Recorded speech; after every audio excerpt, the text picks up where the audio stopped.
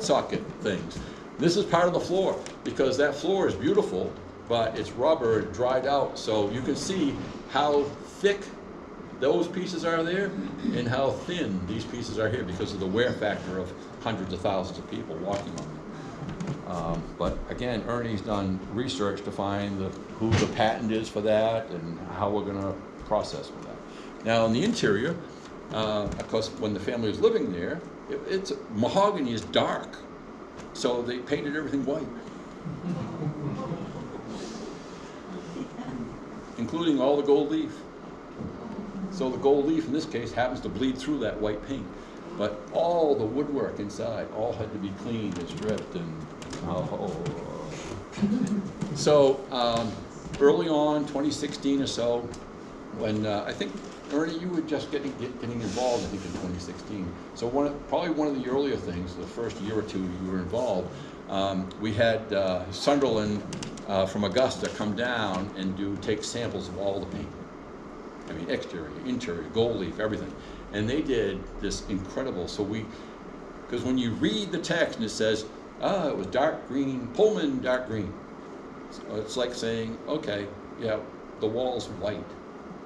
So you're supposed to go pick out the white to paint, to match the white that's in there. And how many shades of white are there? Dark Pullman green. So you come and you look, each one of those layers, there's a layer of paint, and then a layer of, what's the next layer? Varnish, paint. So there might be 15, 20, 30 layers. And this is the gold leaf. This is the green. This is the red, because the doors and window sash and stuff were a form of red. And people would talk about these cars because they were beautiful, majestic, shiny, and sometimes they were called the black cars, even though they're dark Pullman green. This is the same board, the same paint, the same board, in different light. Literally, it's just the same board, just holding it this angle, or in the light, out of the light. Looks shiny black. Not so much, but it's the same board. Crazy. So the seats, there's 20 passenger seats and then other seats, the smoking compartment and stuff. So we happened to have a car that had the same kind of seats, same manufacturer, so took one of those apart. And from that, then you can have patterns made. Ernie was a leader in all this. You have a pattern, two halves pattern for every single component in that seat that's metal in this particular case. And then from that pattern, you do the first batch, if you will. And then that batch you put together, and then you get them to work because they're reversible things, so they have to work together. And so you have to work it, so do whatever, machining and stuff. Then once you have it and you calculate all the stuff you've removed so that when you have it in the proper working order, you then, for each of those individual pieces, you're able to then contact the forging place and say, okay, here's the original numbers. I need you to reduce each of these by whatever the little decimal pieces are, so that the next 19 batches you have made are a little closer, so you have to do a little less work in getting them all to work properly. Am I kind of? It's more, if something actually doesn't match up and fit and can't be made you can't machine it to fit. Yeah. It's not so much finessing the tiny little bits, but those are, because all of those parts were being made new, we were able to cast a form around original parts, and then they poured resin into them to make the patterns. Okay. So they're all slightly non-metal shrink. They're slightly smaller than So there's a lot to it. Yeah. So here's all the different truck bodies. The motors we were able to find that were appropriate are not 90 horsepower motors, they're 65 horsepower motors, but they've all been restored, $47,000.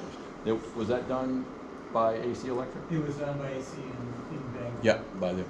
And so these are the trucks that we're going to actually manipulate into. It's not going to be those wheels because these are smaller wheels. They have to have different wheels made. We found this in Boston back in the 60s. and staff member has got it so it's working. Ernie, of course, works with them and all that stuff. Ruth? We're gonna have to start wrapping it up. Okay. Because I know we wanted to. Yep. So these are all, I mean, there's just so much work with repairing pieces that for the leaded stained glass window.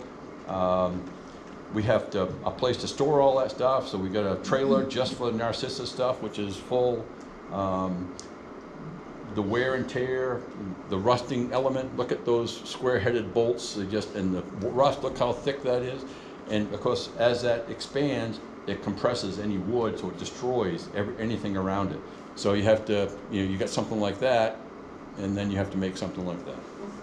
And it goes on and on and on. So that's a 2022 picture.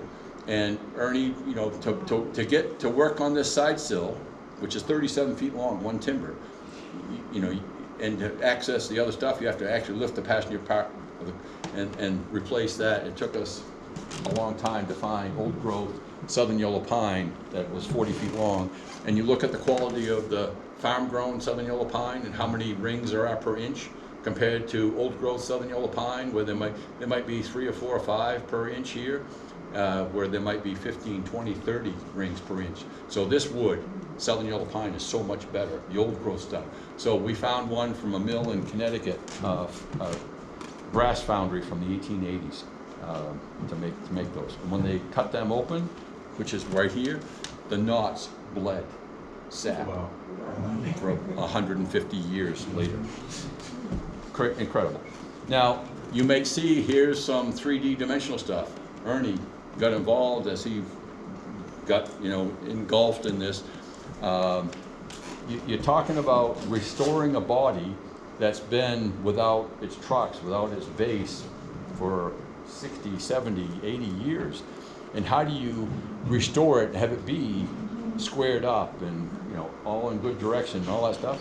And so he got involved with a 3D CAD system, and it's made an unbelievable difference. This is Seth Reed, who is our master woodworker, working with the SolidWorks programming materials that Ernie uploads, and it's just, you're going to see the virtual headset. So here's some of the mahogany wood, some of the inlay, and that inlay, the white is holly, and the black is ebony wood, and that's inlay, and this is all inlay. You can see it all in these pieces.